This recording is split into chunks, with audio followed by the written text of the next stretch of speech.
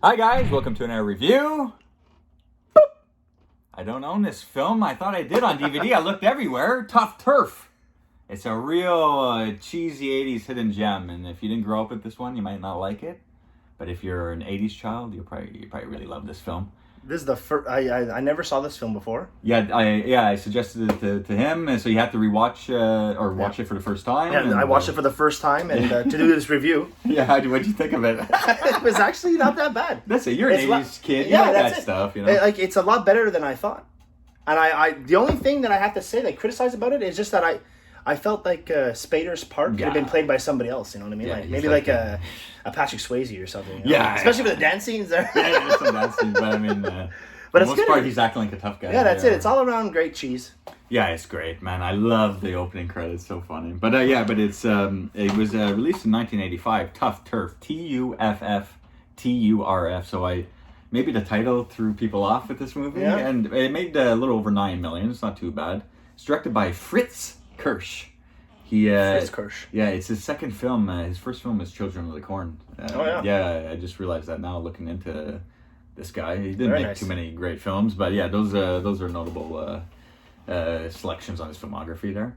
But this opening credit sequence, bro, with the music, it's great. It's great, man. He's on his little bike. Well, here, let me show the people. Let's show what I'm talking about here.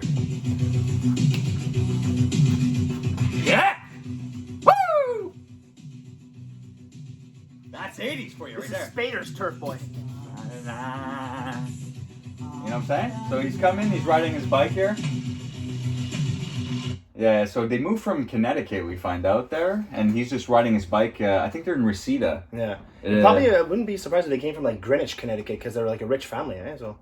Yeah, you find out that his parents had some money, but his dad lost his job as a lawyer. So now he's a taxi guy. But he's trying to like reapply for the bar exam, and because in LA or California, wherever they are, I think it's Reseda.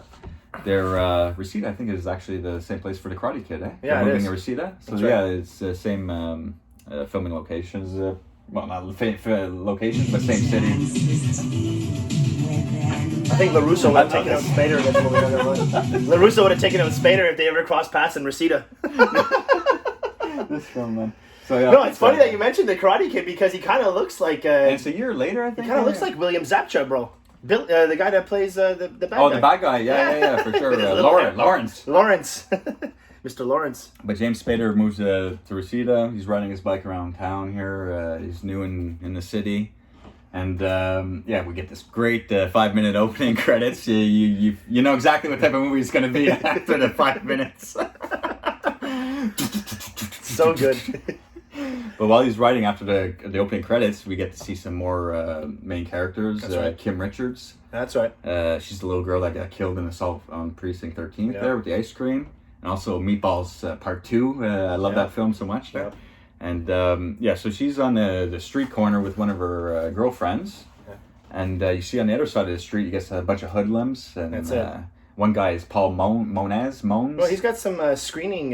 He did some writing for The Quest. That's true. Van Damme's film. The Quest and Double Team. Double Team. Yeah, he has some writing credits for those films. That's so it. I mean, Double Team is a piece of shit, but I mean, at least The Quest is good. Yeah, The Quest is decent, but it's just kind of funny to see the tie-ins when you look at like in a movie like this that you think no one knows about, and then he's working with Van Damme. This guy's working with Van Damme. Paul Mones.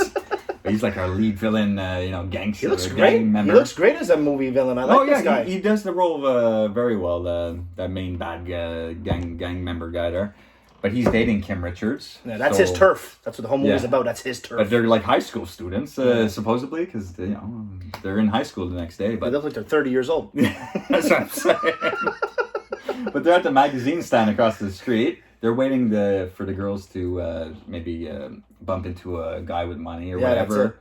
And they start to talking. She actually sees a guy waiting for the bus. She starts to talking, but he has his back towards the hoodlums. The hoodlums, and there you see them walking towards them. That's it. And he's like pulling out the money. Let's talk about this guy a bit, bro. He's like 55, 60. And he's hitting on like a 16-year-old girl. And he's like, she's making it seem like and he's just like, my car broke down. I don't have my car. That's why I'm taking the bus. And then Paul Mones gets the fucking cage. It's in the left pocket. But Spader saves the day. He's riding his bike. Fuck. Well, he grabs the beer off the girl. Off the girl. Rains from heaven. Shoots in the guy's face that's doing graffiti. Then Moans gets the spray paint in the face. He's like, I'm sorry, Nick. Where'd that guy come from? One guy takes off a car antenna, starts like doing this fucking sword fight. Stuff. Slices up Spader's black jacket. Yeah, do you see the gash on his black leather as jacket? He's going away. Yeah. So, so that's just a couple more main characters that we see, and then it's the next following day. James Spader plays Morgan. He wakes up at home. It looks like a nice house. They got fucking cockroaches all over the walls. I don't know what's happening. He's shooting them with his gun. Yeah, he's lying still in bed, just watching these fucking cockroaches on his walls. Climbing all over his Einstein poster. Comes out of the blankets with his 2 dart guns there. Yeah, gets both of them though. No, that's it. He's a pretty good shot and uses those guns later on. This is 80s cheese, man, and it's so underrated. Like I said, if you grew up with this movie, you probably love it. If you watch it now, you probably only appreciate it if you enjoy these 80s films. I enjoyed it, and it was my first time watching it. So, I mean, it's got a lot of fun qualities, and Robert Downey Jr.'s he plays in it. He's so young that he's only credited as Robert Downey. You notice that? Yeah, that's it. He doesn't have the junior. Yeah, I noticed that when I was watching it. Yeah, so it's like really, early on in his career. But he's fun in it, playing like James Spader's good friend that he meets in school that day. But I like the opening, after the opening when they're in school. Mm-hmm. And Spader's going around on his bike. The security guard. Oh, that's security guard playing Die Hard 2. Yeah. That was the guy. I know. He's the guy who helps him go out and that's it. wave down that's it. He plays in Dulles Tower there. That fella. Yeah. He's a good little actor. That guy. I like him. I like it. Spader's just like you got a gun? You ever use it? Yeah. You ever use it? Yeah. It's like I'm just running through my history class. You're not allowed to bike on school grounds, so he has to lock it up. The gang member guys and girl Kim Richards, her name is Frankie in the film, are in the parking lot and they see him ride up and they really, they see the gash on the jacket. They recognize him. Yeah. So they're like, hey, I think we're going to class today, That's fellas. So and you see a little scene inside with the guy just like, I can't go to biology class. My allergies. My mom said no. Well, your mom better take the class. That's it. We need someone in your seat, Reynolds or whatever that guy's name is. Yeah, it's just like a little side character having a conversation with like the secretary while James Spader is waiting to talk to the principal. First day of school. You see Robert Downey Jr. saying like, "Who's that kid?" He's talking to a girl. And yes, the girl for a knife. Switchblade. But yeah, they're in class together. Robert Downey Jr. really wants to be James Spader's good friend. Like right off the bat, he's drawn to him for whatever reason. But he pulls the knife in class. It's like, take it, you may need it. It's all over school about you and Nick Hauser. James Spader doesn't even know what the heck's going on, But yeah, so you get a little, high school scene. But when school's finished, him and Robert Downey Jr. are walking out, and Downey Jr. tells him that he's in a band. Come check it out tonight. He's like, all right, I'll be there, But then you see the gang members in the street with his bike. Yeah, they're driving around his bike. Yeah, and he realizes, so he walks. It's an expensive bike too. They say it's like $500. It's $500, Morgan. Yeah, in '85, that was a lot of money. Well, yeah, my God, I know. I was thinking too. Let's say quite it's a mortgage. $1,500 bike, I guess nowadays. But so they screw around with him at first. Right. But James Spader, I like how he looks at Kim Richards because he's like looking at her like, you're better than this, everyone's laughing and she like kind of stops laughing at that moment. He takes his bike. He's about to go off, but then I love these guys' cars too. I saw these 80s muscle cars. The guy that was driving the car too, the Mexican guy, the bad guy, bro. This guy was willing to risk it all, boy, to just kill this guy in front of 100 or 200 witnesses. But he just like they kind of drive at him, but he holds his bike there. He holds the brakes. They ram into the front tire, and it's a slow motion bike in the air. Bang! Hits the ground, and he just picks it up and walks away. There's where's the security guard for this scene? That's it. Fuck. I guess it's the street, so it doesn't count as his turf. I don't know. He's not getting involved. Yeah, so I don't even think you see the security guard after that. But so his bike is trash, and then you get he grabs it, he walks home, and his parents are like, or his mom is like, that bike costs $500, mister, It's all wrecked, he's trying to fix it. So you kind of get the sense that him and his mom don't really get along too well. No, they have like a... confrontations throughout the whole movie film, and he has an older brother that you see in a couple of scenes. What a nerdy bastard. Yeah, but she kind of like favors him. Yeah, for sure. He comes in with his varsity shirt over his sweater. His little tennis sweater. Yeah, that's it. He's like, I'm number 4 in my class or something. Yeah, that's it. Like, go fuck yourself. Yeah, he's a total twit type of guy, But the mom loves him, but the father's a real laid back, good father, He loves Morgan, James Spader, even though he screws up throughout the film. but he doesn't give him shit like his mom. No, all the that's time, it. You know? So after that, he gets in a confrontation with his mom there, leaves the house, and he goes looking for that concert at the warehouse that Downey Jr. and his band is playing there. But he has no bike, so he's walking. It's quite far away.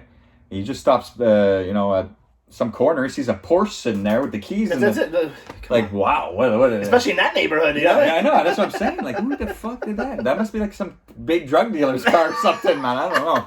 Beautiful Porsche just with the keys there. That's right. So this guy's like, no one's dumb enough to steal my car. James Spader just probably comes, I'll fucking take this guy's car. So he grabs the guy's Porsche, heads over to the concert, and we see Jim Carroll playing music, man. Yeah, that guy is, he wrote a documentary about his life. Right. Okay, and it was called The Basketball Diaries. Exactly. And it's then they based made off him. Yeah, they made a film about that. DiCaprio played him in the movie. Yeah, it's true. That's crazy. It's so weird that he's in this film, but he's a good musician, and some of his songs are featured in It's Too Late to Save Sharon Tate. A big dance thing at the warehouse. The other thing was because the Basketball Diaries, it's about his life, and you can tell that this guy had a rough life. But at the end of Basketball Diaries, kind of DiCaprio kind of straightens up and has like a talk. Yeah, that's it. So I guess maybe that's how he. But you could tell that guy he lived a really rough life. He died in 2009 at the age of 60 there, but he's a good musician and he had some talent as a writer too. Absolutely. It's just crazy that Basketball Diaries was based off his writings, That's it. His life type of thing. And his songs in this movie are fun, man. They're great. It's one of that scene is great. That whole scene where they're dancing there and everything. That's a good. Some of the dance choreography is cheese. goofy. Yeah. But James Spader shows up there and he sees Downey Jr. playing drums. I don't think it's really him playing drums. With no shirt on and. But I like Jim Carroll. He's like after the first song, he's like, "We'll be right back with more Tales from the Crypt." So I guess they're called Tales from the Crypt in the movie as the band. I love that show. So.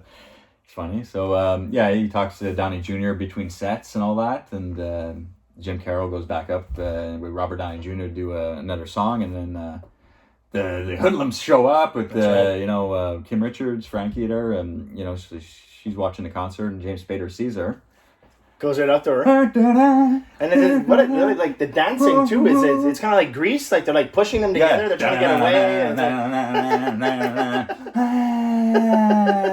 The voices. The voices. So good, bro. So the hoodlum guys see him dancing with his woman.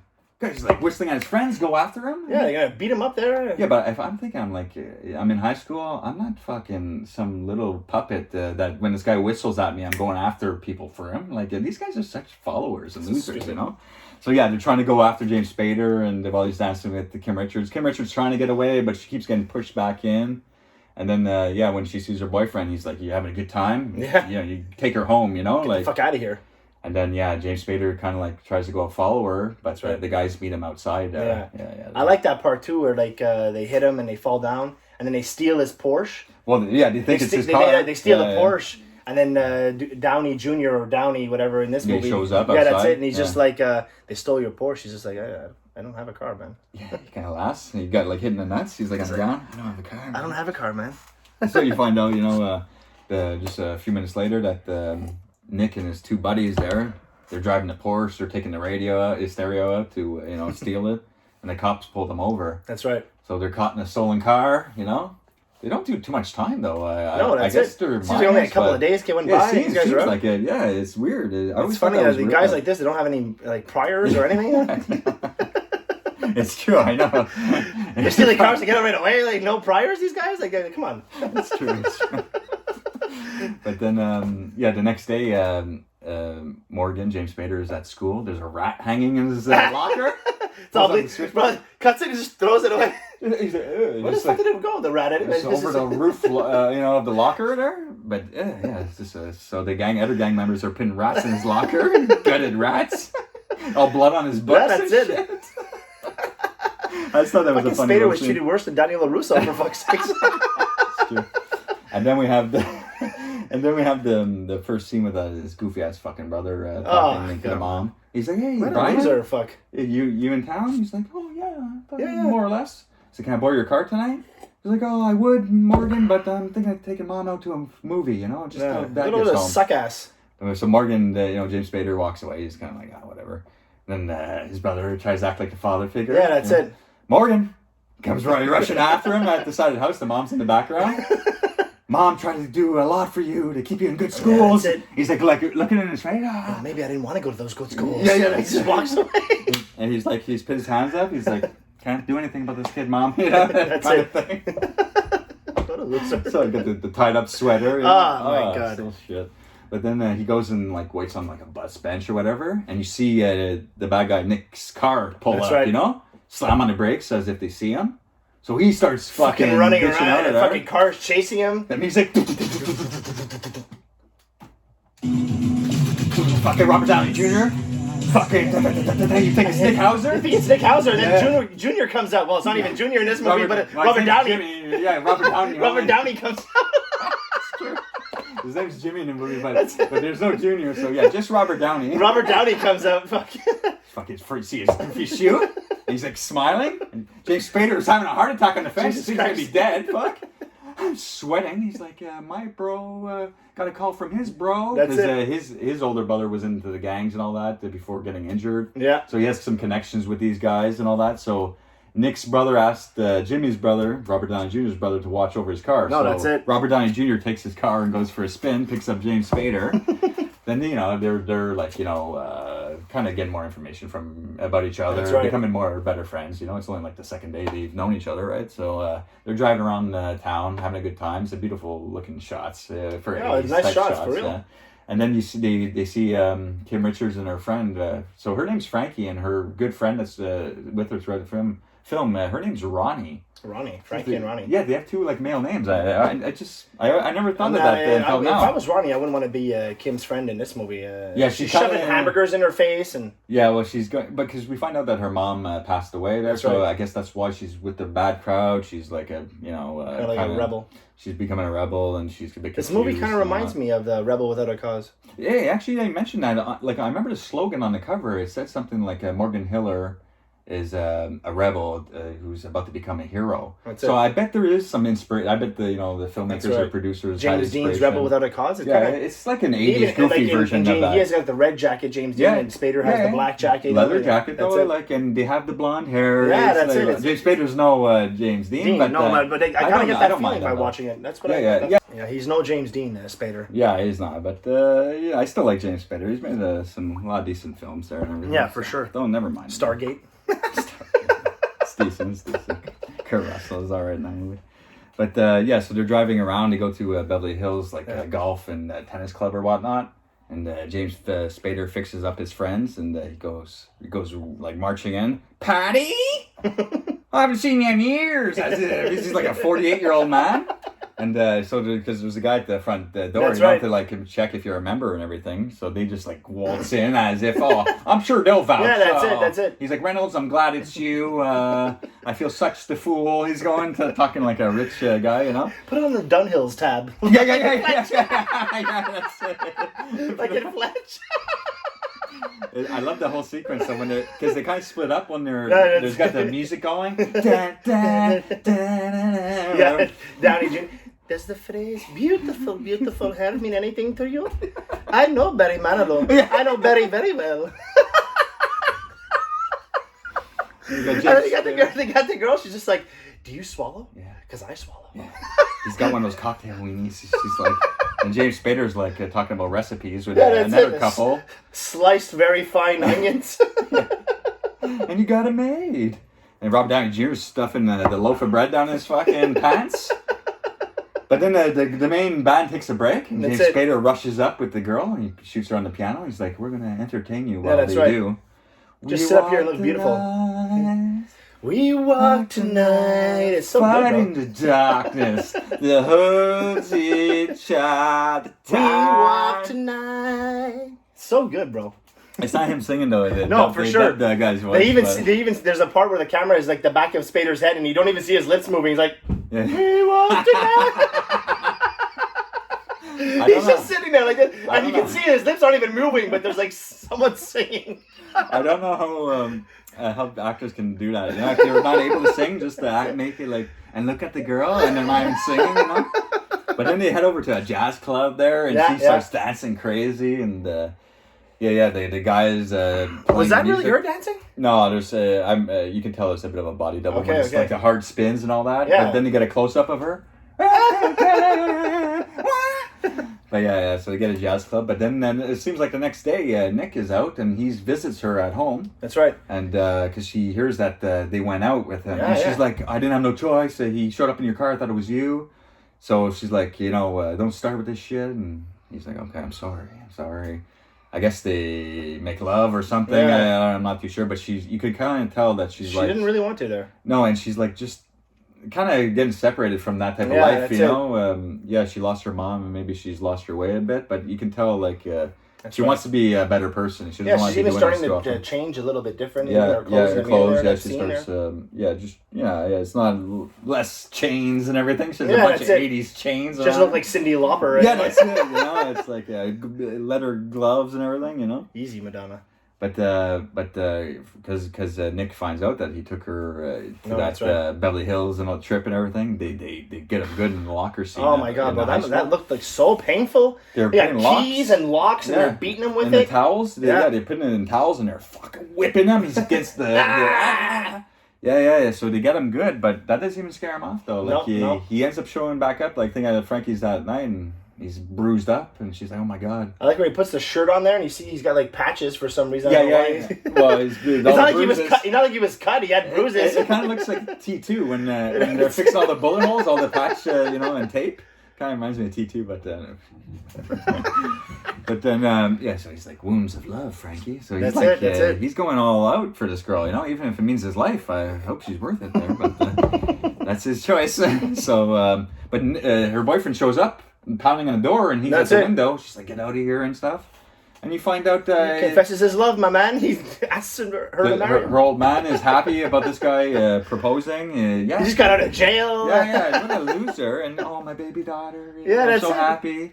So they're engaged, and so James Spader finds that out next day. Robert Downey Jr. gives him a new bike. He's like, it's a consolation prize for what? Well, like letting Frankie go letting her go. And he finds out there that they're actually engaged and stuff. He's got to go talk to her and stuff. And he's like, he invites her over to dinner to meet his parents. So he's like, he's not giving up there. So she meets his parents and everything. And she's trying to act like, more refined. More civil, yeah. Well, because the mom comes off as like a real rich, prissy, snobby woman, even though they don't have much money now, but she still comes off that way. And while they're eating dinner and stuff, her boyfriend peeks through the window with his friend, and she's pissed. No, he's fucking pissed. So when she leaves, he follows her. That's right. And picks her up, and come with me. He acts like he doesn't know where she was and everything. But then he goes riding all night looking for James Spader's father, the taxi driver, because he does a night shift. And he's like, "Oh shit, we're low on gas. See if you can get some money for this watch or whatever." That's right. So go ask that cabbie. And when she's walking towards him, she realizes it's the father. Dad. And she goes back. She's like, "I don't really want to do it. I gave you this watch, and I don't want to sell this." And that's where he gets aggressive. He's like, "Why don't you really? Is it because that's Morgan Hiller's dad?" She starts crying, and he gets abusive. She goes running to him. Those guys come fucking for no reason. Yeah, they start fucking him up, but he takes a couple out. he fucks them up. Yeah, he does. Fucks them up. Yeah. And then this idiot has to pull out a gun. This is where this guy is gone overboard. No, now, for real. He was getting fucked up. He shoots the father, but he's in the hospital. He's hospitalized. He's not dead. He's not dead. Yeah, thank God. But she's there at the hospital crying. James Spader shows up and sees her. Yep. And they really fall in love at that moment. They make love. There's a love scene that they go home. And what about the mom is sitting down with Spader? Yeah. And then the other brother comes in. She gets him and goes and hugs him. Well, like we said, she favors that one. She favors that one there. Yeah. But whatever. So there's nothing he can do about that. He can't please everyone there. He doesn't want to be a lawyer, and that's his decision. If your parents don't like that, whatever. What can you do? But then after they make love, he walks her because her father owns a liquor store. That's right. He walks her father over to. He walks the girl back to her father's store. He takes off. Her fucking boyfriend comes raging in. That's right. Fuck, he's shooting her around. The father's like, "What's going on?" Then he throws him around and punches him in the face. He's knocking out her father. You're supposed to marry? This is the guy you want for your daughter? This guy actually said yes, for the, that's it. To have my daughter's hand in marriage. And then all of a sudden you're whipping him around his liquor store? What a fucking nutcase. You call Morgan, Morgan's at home. Meet us at the warehouse in 20 minutes. That's right. So he stops by Downey Jr.'s house there. Leaves a little message. Yeah, because he's not there, but he leaves it with his older brother. So I love how James Spader sneaks into the warehouse. He's coming through the top window. he has like his two main guys with him. That's right, Paul Mones, but he also has like a couple other goofballs around. He's got the guy that hit him in the back there with the pipe or something. No, the wire in the beginning of the movie. That's the guy he first takes out. That's it. That's right. Yeah, that's it. That's why he's got a pipe. Yeah, so he comes down and sneaks up behind him with his little dart guns. Oh, this part is so good, bro. He guys like this, and Spader hits him, but he's holding him here, right? Yeah. He's holding like this, and he hits the guy, and the guy's like this. Oh, yeah. And he's like falling unconscious with his arm still up. So good. He's like, this is 80s cheese, bro. This is good stuff right here, guys. You're gonna love this film if you haven't seen it. The next guy comes up like that, and Spader shoots him with a dart in the hand. He's like, falls down the stairs. But then when he plays around with the signs, because they're all tied up on ropes, that's right. His two main guys get like. Crushed with a sign. But they go through the sign. They're a bit knocked out for a little bit. James Spader comes in. What do we got? Starts fucking him up and shit. But then there's two guys that got crushed by the sign. The sign didn't really do that much damage. Took them out for like 10 seconds. Yeah, but if those guys didn't get up, he had him. Right there. He really had him too. Yeah. But they fucking hold him up. Paul Mones is fucking him up. Who comes to save the day? Yeah, Robert Downey Jr. got his note, comes with the dogs. Robert Downey with his two dogs. Gets shot in the leg right away. Ah! But thank God he showed up, though. No, but for those real. dogs, his two goofy friends are chasing guy. No, one guy goes flying out the window, guy. The dog goes after him, Yeah, we're through the window, too, man. It's like, Those dogs are savage, bro. So it's only him and the Paul Mones, the bad, it's real like fucking John Wick 3, bro, with those dogs. John Wick was inspired by this film. Yeah, that's it. But so anyways, he takes him out. He's got an axe at one point, James Spader. Bro, it's so funny when he's hitting the things. Ooh, yeah. Ooh, he's every time he would hit, he'd pull it back too. And Paul Mones is on the stairs, scared shitless. But yeah, so there's more. Spader's an axe murderer. But that's it. They're on the top level now, and he has them all fucked up. Paul Mones turns his back. He's about to walk away. And the guy's coming up behind him. Mones gives him like a double fucking hand fist. Bro, suck it up. And he triple shot it, like they get the across. Goes flying off the fucking railing like he's dead. This one big scream. This guy moves to a new town. Within 2 days, he's a fucking murderer. But you gotta love about this movie is just like once it's all said and done, the next scene is they're back at the jazz club. That's it. Having a grand old time. Get the credits going. But when Mones throws his girlfriend, she's like, whoop, her lifeless body. Fuck, man, she's all bruised and battered near the end, eh? He throws her off that little platform in the... It's true, it's terrible, guys. Oh, fuck. He's a real abusive son of a bitch, but James Spader murders his fucking ass. Scare him. James Spader don't get no jail time for that. He's just fucking killing people. He was just saving people. He was saving the girl there, so... I mean, that was my cheeseball off the board 80s pick. I mean, a lot of people weren't expecting it, and I'm happy you actually watched it for the first time. And, that's right. At least you enjoyed it there. Yeah, I did. It was for good. what it is, So anyways, we'll cut it there, guys. Thanks for watching. Take care. Thanks for the support, guys. Take care, guys.